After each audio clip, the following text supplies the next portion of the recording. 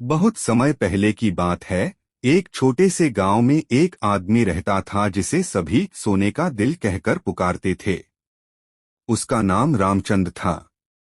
रामचंद गरीब था, मगर उसका दिल सोने की तरह चमकता था। गांव वाले उसे सभी से प्यार करते थे, क्योंकि उसने कभी भी किसी के लिए दुख दर्द नहीं मांगा और हमेशा अपनी मुस्कान बरकरार रखी। रामचंद का दिल सोने की तरह शांत और उज्ज्वल था। एक दिन गांव में एक युवक आया जिसका नाम श्याम था। वह बड़ी ही खोजबीन आत्मा थी और उसने सुना था कि इस गांव में एक सोने का दिल वाला आदमी रहता है। श्याम को इसे देखने का बहुत शौक था।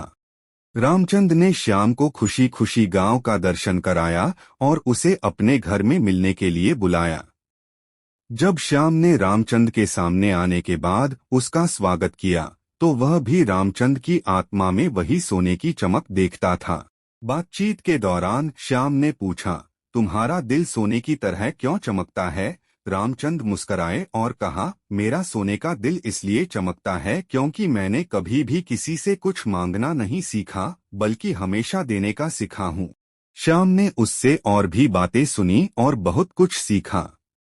उसने रामचंद से पूछा, तुम्हारी यह सोच कैसे बनी? रामचंद ने कहा, यह सोच मेरे माता पिता ने सिखाई है कि दुनिया में अगर कोई कुछ कर सकता है तो वह सीधे दिल से देने की राह में हो। श्याम ने रामचंद से कहा, मैं भी अब इसी राह में चलना चाहता हूँ। रामचंद ने उसे आशीर्वाद दिया और कहा, यह सोने का दिल हमेशा खुला रहता है, जो दूसरों के लिए सीधे दिल से काम करता है। श्याम ने गांव में रहकर देखा कि दुनिया में कितनी जरूरत है इस सोने के दिल की तरह काम करने की।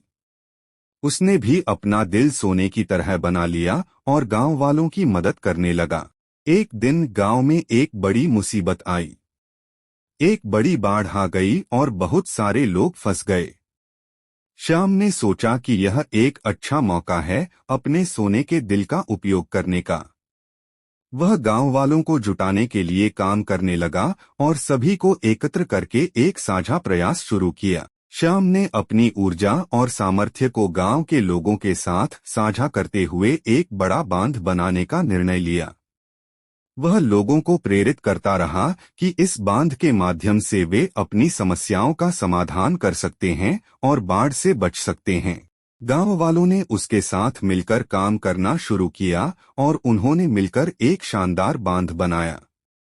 बांध के बनने के बाद गांव में एक नया जीवन पुनर्निर्माण हुआ। श्याम की सोने के दिल की चमक ने सभी को प्रेरित किया और उन्हें साथ मिलकर दुनिया की मुश्किलें पार करने में मदद करने का एहसास कराया।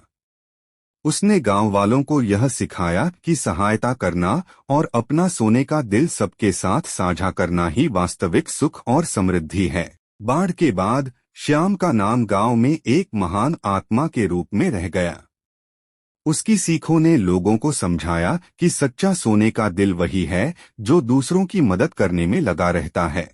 इस कहानी से हमें यह सीखने को मिलता है कि सच्चे सोने का दिल वही होता है जो दुनिया के साथ मिलकर अच्छाई के लिए काम करता है और दूसरों की मदद करता है। यह हमें याद दिलाता है कि अगर हम सभी मिलकर कुछ अच्छा करते हैं तो हम सभी को सोने का दिल प्राप्त हो सकता है।